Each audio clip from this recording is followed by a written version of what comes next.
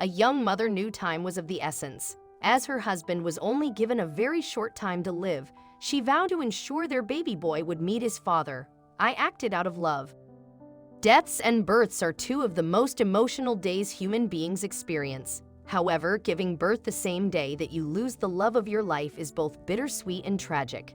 Hayley Park was pregnant with her and her husband John Brinton, JB Park's second child, as he battled cancer. The couple had only been married 3 years and had a young son.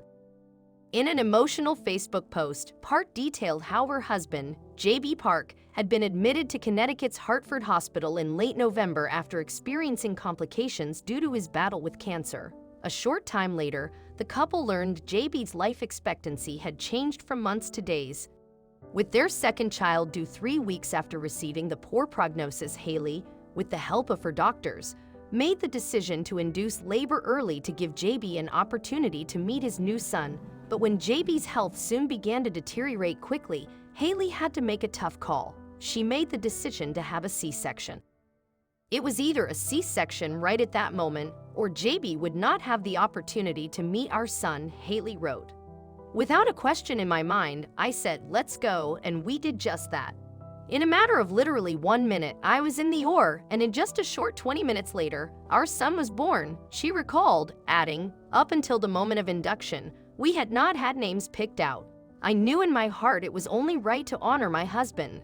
Their son, whom Hayley named John Beeson Park, was born healthy, weighing 7 pounds and 4 ounces. He was given to me for a quick kiss, and then a team of doctors and nurses ran him up 2 floors, and he was placed on his daddy's chest, Hayley continued. The miracle of all this: when our baby was placed on JB's chest, JB's vitals all instantly improved. He was also acknowledging our son was thereby making small head movements and sweet moans. After her operation, Hayley was wheeled in her bed and also brought to her husband's hospital room. It was there that she and their newborn son shared JB's final moments. "I spent my recovery time gazing at my husband," Hayley wrote. "I was gazing at him in sadness, but in awe of his strength. He took his last breaths with our son on his chest and my hand in his hand," she continued.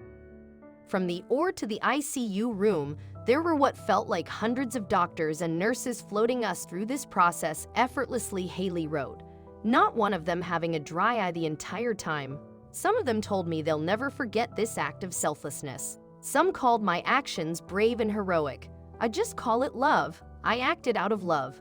I put my trust in God that this was part of His plan, and I did what I had to do out of love to fulfill my husband's last wish, she recalled.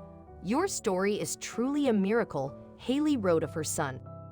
A GoFundMe page was set up to help raise funds for Hayley, her eldest son Brinton, and her newborn. JB was the epitome of a father, husband, son, brother, and friend, organizers wrote on the page.